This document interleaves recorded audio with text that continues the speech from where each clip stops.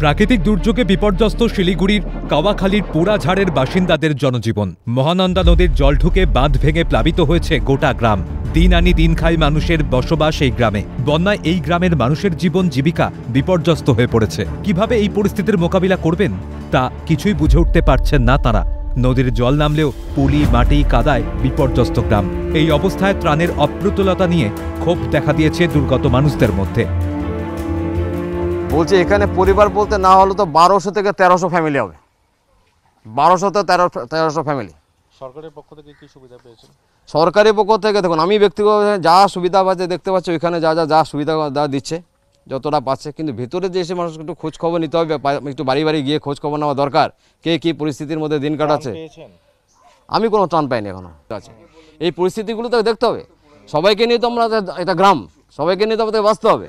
কিন্তু সেই জায়গাটা না দিয়ে দেখা গেল কিছু যারা ত্রিপাল পাওয়া দেখা গেল 3টে করে ত্রিপাল পেয়ে গেছে, যারা পার 5 করে ত্রিপাল পেয়ে গেছে, যারা পার 5খানা করে ড্রেস পেয়ে গেল, ঠিক আছে। এবার যারা না পাওয়ার দেখা গেল সে কিছুই পায়নি, জিরো, নেটফল জিরো। সরকার আর কি সাহায্য, দিক ওদিক থাকি অন্যরা আসছে, সরকারিভাবে কোনো কিছু এখনো পাওয়া যায় নাই। ত্রিপল একটা পাইছি, আর পুরানা কাপড় টাপড় এদিক থেকে ওদিক থেকে লোকে আসে, একটু নিয়ে যায়, তারা সাহায্য করে। আবেদন তো অবশ্যই থাকবে, তারা না আসলে আমরা কি বলবো। ওখানে যদি বান দেয় তাহলে আমরা নিশ্চিত। এরকম অনেকবার হচ্ছে, আমাদের একজনের 15টা করে গরু চলে গেছে, ঠিক আছে। জমিতে ফসল করা ছিল, ওইগুলাও নষ্ট হয়ে গেছে, ঠিক আছে। ঘরে ধান ছিল 20 মণ, হ্যাঁ, ওগুলো সব ভিজে গেছে। চাল ডাল সব কিছু নষ্ট হয়ে গেছে, দোকানপাটের সব কিছু নষ্ট হয়েছে। দোকানপাটে এখানে দেখেন, চেক করেন, আপনারা জরিপ করেন। সরকারি সাহায্য এখানে শুধু খালি আমাদের আবার খাবারটা পাচ্ছি, কিছু জামা কাপড় পাচ্ছি, প্লাস্টিক এগুলো পাচ্ছি। আবেদন আমাদের বাঁধের আবেদন, একমাত্র নদীর বাঁধ দিলে আমরা নিশ্চিত, এই বাঁধ দিলে আমরা নিশ্চিত নেয়া।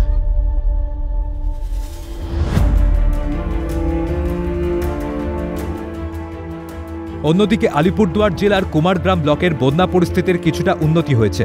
ইতিমধ্যেই নামতে শুরু করেছে রায়ডাক নদীর জল। যদিও এই প্লাবনের ফলে আশেপাশের এলাকায় চাষের জমি ব্যাপকভাবে ক্ষতিগ্রস্ত হয়েছে। সকাল 7টার দিকে আসলাম, তো নদীতে আসলাম, তখন তো জল নাই। মোটামুটি 10টার দিকে আসে দেখি নদী পুরো জলে ভরে গেছে। আচ্ছা, তারপর কি কি ক্ষতি হলো আশেপাশে? এই যে ক্ষতি সব, আমাদের নদীতে কাজ করে যে কাজ করার চেষ্টা ছিল সব বন্ধ হয়ে গেছে, পলি টলি পরে সব নষ্ট হয়ে গেছে। আর জমি টমি নষ্ট হয়েছে? জমি টমি দিকে চাষের জমি নষ্ট হয়ে গেছে। আচ্ছা, তো আজকে কি অবস্থা? আজকে এখন একটু জলটা নামছে, দেখা যাক কি হয়। ভুটানের যে টালা বিদ্যুৎ কেন্দ্র আছে, সেখানকার যে ড্যামের জল ওভারফ্লো হয়ে কিন্তু এই রায়ডাক এবং সংকোচ দুটো নদী দিয়ে প্রবাহিত হয়েছে, এবং যার ফলে কিন্তু প্রচুর জায়গায় কিন্তু জলমগ্ন হয়েছে। যেমন বৃত্তিবাড়ি, জয়দেবপুর টাপু, পূর্ব চকচকা, তারপর মাঝের ডাবরি, বিভিন্ন গ্রামে কিন্তু জল ঢুকেছে, মানুষের বাড়ি ঘরে জল ঢুকে গেছে, এবং তাদেরকে ত্রাণ শিবিরে রাখা হয়েছিল। এবং গতকালের পর থেকে, গতকাল আর কোনো বৃষ্টিপাত হয়নি, এবং ভুটানেও সেরকম বৃষ্টিপাতের কোনো খবর নেই, যার ফলে কিন্তু নদীতে জলস্তর অনেকটাই নেমে গেছে। এই প্রাকৃতিক দুর্যোগ কাটিয়ে দ্রুত স্বাভাবিক ছন্দে ফিরুক উত্তরবঙ্গ, এমনটাই প্রার্থনা সকলের। ক্যামেরায় সৌমেন্দু মজুমদারের সঙ্গে পার্থপ্রতিম দাস ও বিশ্বজিৎ চক্রবর্তীর রিপোর্ট, ক্যালকাটা নিউজ।